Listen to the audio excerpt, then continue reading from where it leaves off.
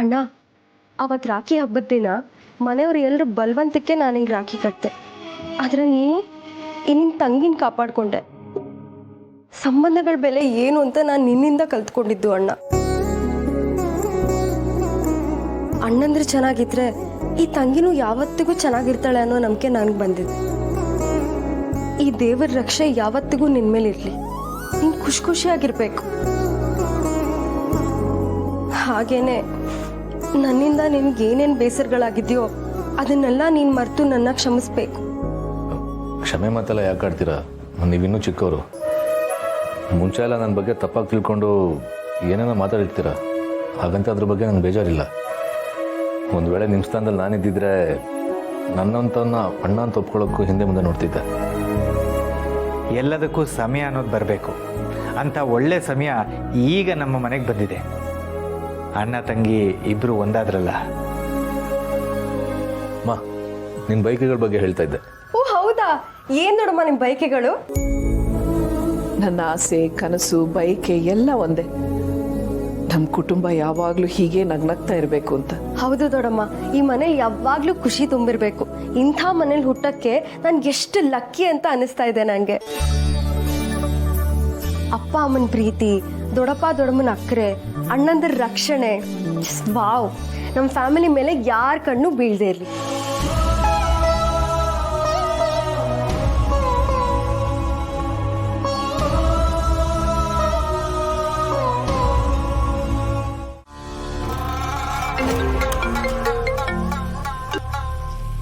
ನಿಮ್ಮ ಫೋನ್ಗೆ ಕಾಯ್ತಾ ಇದ್ದೆ. ನಾನು ಹೇಳಿದ ಕೆಲಸ ಏನಾಯ್ತು? ನೀವು ಹೇಳ್ದಂಗೆ ಎಲ್ಲ ಮಾಡ್ತಾ ಇದೀವಿ ಮೇಡಮ್. ನಮ್ಮ ದುಡ್ಡು ನಾವು ವಸೂಲು ಮಾಡೋಕ್ಕೆ ನೀವು ಐಡಿಯಾ ಕೊಡ್ತಾ ಇದ್ದೀರಾ. ಆ ಜಾಗ, ಮನೆ, ಒಳ್ಳೆ ಪ್ರಾಪರ್ಟಿ, ಒಂದು ಲೆಕ್ಕದಲ್ಲಿ ನಾವು ನಿಮ್ಗೆ ಥ್ಯಾಂಕ್ಸ್ ಹೇಳಬೇಕು. ಪರವಾಗಿಲ್ಲ. ನೀವು ನನಗೆ ಥ್ಯಾಂಕ್ಸ್ ಹೇಳೋದಕ್ಕಿಂತ ಮುಖ್ಯವಾಗಿ ನೀವು ಮಾಡೋ ಕೆಲಸ ಕಡಕ್ಕಾಗಿರ್ಬೇಕು. ಯಾವುದೇ ಕಾರಣಕ್ಕೂ ತಪ್ಪಾಗಬಾರ್ದು. ನಿಮಗೆ ಏನು ಎಕ್ಸ್ಟ್ರಾ ಅಮೌಂಟ್ ಕೊಡ್ತೀನಿ ಅಂತ ಹೇಳಿದ್ದೀನೋ ಅದು ನಿಮ್ಮ ಕೈ ಸೇರುತ್ತೆ. ಅದೆಲ್ಲ ಸರಿ ಮೇಡಮ್, ಆದ್ರೆ ಆ ದತ್ತ ಸಾಮಾನ್ಯದವನಲ್ಲ. ಎಂತ ಬಲೆ ಬೀಸಿದ್ರು ನುಸುಟ್ಕೊಂಡು ಹೊರಟೋಗ್ತಾನೆ. ಆ ಮುತ್ಕುನ್ ಬಗ್ಗೆ ನಮ್ಗೆ ಚೆನ್ನಾಗಿ ಗೊತ್ತು ಮೇಡಮ್. ಅಕಸ್ಮಾತ್ ಅವನೇನಾದ್ರು ನಾಳೆ ಬೇರೆ ಏನಾದ್ರು ವ್ಯವಸ್ಥೆ ಮಾಡ್ಕೊಂಡ್ರೆ? ನಾಳೆ ಆ ಮನೇಲಿ ಸೀಮಂತದ ಕಾರ್ಯ ನಡೀತಿರುತ್ತೆ. ದತ್ತ ಆ ಸಂಭ್ರಮದಲ್ಲಿರ್ತಾನೆ.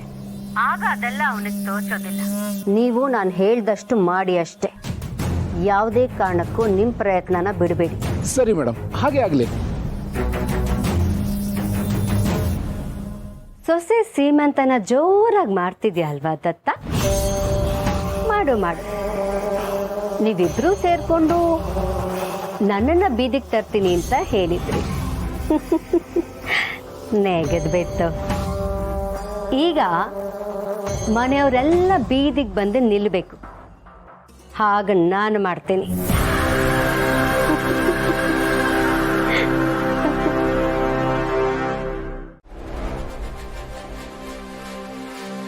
ಪೂರ್ಣಿ, ಒಂದು ಲೋಟ ಕಾಫಿ ತಂದು ಕೊಡ್ತೀಯಾ? ಸರಿ ಅತ್ತೆ, ತಂದು ಕೊಡ್ತೀನಿ. ಈ ಹಾಲನ್ನ ಅಮ್ಮಂಗೆ ಕೊಟ್ಟು ಬರ್ತೇನೆ. ನೋಡಿದ್ರ ಅತ್ತೆ, ಈ ಮನೆಯಲ್ಲಿ ನನ್ನ ಮಾತಿಗೆ ಮಾತ್ರ ಬೆಲೆ ಇಲ್ಲ ಅಂದ್ಕೊಂಡಿದ್ದೆ. ಆದರೆ ನಿಮ್ಮ ಮಾತಿಗೂ ಬೆಲೆ ಕಮ್ಮಿ ಆಗ್ತಾ ಇದೆ. ನಿಮ್ಮ ಮಾತಿಗೆ ಈ ಮನೇಲಿ ಗೌರವನೇ ಇಲ್ಲ ಅತ್ತೆ. ಪಾಪ, ನಿಮಗೆ ತಲೆನೋವು ಬಂದರೂ ನೀವೇ ಒಂದು ಕಪ್ ಕಾಫಿ ಕೇಳಿದ್ರು ಅವಳ ತಲೆನೇ ಕೆಡಿಸ್ಕೊಳ್ಳಿಲ್ಲ. ಹೋಗ್ಲಿ ಬಿಡಿ, ನಾನೇ ನಿಮಗೋಸ್ಕರ ಒಂದು ಕಪ್ ಕಾಫಿ ಮಾಡ್ಕೊಂಬರ್ತೀನಿ. ನನಗೋಸ್ಕರ ಯಾರು ಏನು ಮಾಡೋದು ಬೇಕಾಗಿಲ್ಲ. ಅತ್ತೆ, ಒಂದು ನಿಮಿಷ, ನಾನು ಕಾಫಿ ಮಾಡ್ಕೊ.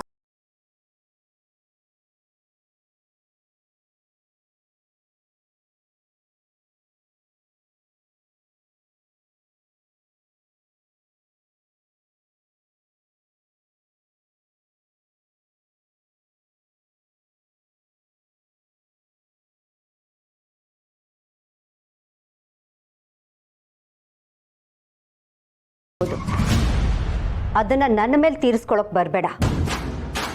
ಪೂರ್ಣಿ ನಿನಗೆ ಬೇಕಾದಷ್ಟು ಸಲ ಅವಮಾನ ಮಾಡಿದಾಳೆ. ಅದನ್ನ ಮನಸ್ಸಿನಲ್ಲಿ ಇಟ್ಕೊಂಡು ಹೀಗೆ ಮಾತಾಡ್ತಿದ್ಯಾ. ಅವತ್ತು ಪಾರ್ಟಿಲಿ ನಿನ್ನ ಫ್ರೆಂಡ್ಸ್ ಮುಂದೆನೆ ನಿನಗೆ ಅವಮಾನ ಆಗೋ ಹಾಗೆ ನಡ್ಕೊಂಡ್ಲು. ಆಗ ನೀನು ಅವಳಿಗೆ ಏನು ಮಾಡಿದೆ? ಏನೂ ಮಾಡೋಕ್ಕಾಗಲಿಲ್ಲ.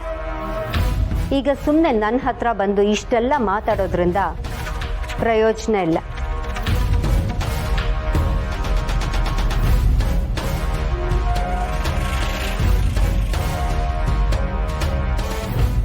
ಪೂರ್ಣಿ, ನಿನಗೆ ತುಳಸಿಯವರು ಅಂದರೆ ತುಂಬ ಇಷ್ಟ ಅಲ್ವಾ? ಅವ್ರಂದ್ರೆ ಯಾರಿಗೆ ತಾನೇ ಇಷ್ಟ ಆಗಲ್ಲ ಹೇಳಿ.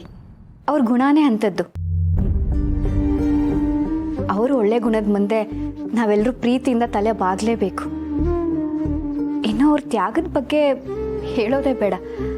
ನಿಧಿನ್ ಕಾಪಾಡ್ಕೊಳ್ಳೋಕ್ಕೋಸ್ಕರ ತನ್ನ ಮಗನ ವಿರುದ್ಧನೇ ಸಾಕ್ಷಿ ಹೇಳ್ದವ್ರು ಅವರು. ಅವ್ರ ಮೇಲೆ ಗೌರವ ಹೆಚ್ಚಾಗದೇ ಇರುತ್ತಾ? ನೀನು ಹೇಳ್ತಿರೋದು ನಿಜಾನೇ ಪೂರ್ಣಿ. ಅವ್ರಿಗೆ ಸಿಗಬೇಕಾಗಿರೋ ಗೌರವ ಸಿಗಲೇಬೇಕು. ಅದರಲ್ಲೂ ಇಂಥ ಟೈಮ್ನಲ್ಲಿ ಅವ್ರನ್ನ ತುಂಬ ಕೇರ್ಫುಲ್ಲಾಗಿ ನೋಡ್ಕೋಬೇಕು. ನಾನು ಇದೀನಲ್ಲ ಅತ್ತೆ, ನಾನು ಅವ್ರನ್ನ ನೋಡ್ಕೊಳ್ತೇನೆ. ದೀಪಿಕಾ, ನಾಳೆ ಅಮ್ಮನ ಸೀಮಂತ ಇದೆ. ಹೊರಡೋಕೆ ಏನೇನು ಬೇಕೋ ಎಲ್ಲ ತಯಾರಿ ಮಾಡ್ಕೊ. ಅತ್ತೆ, ಮತ್ತೇನಾದರೂ ಬೇಕಿದ್ರೆ ಕೇಳಿ.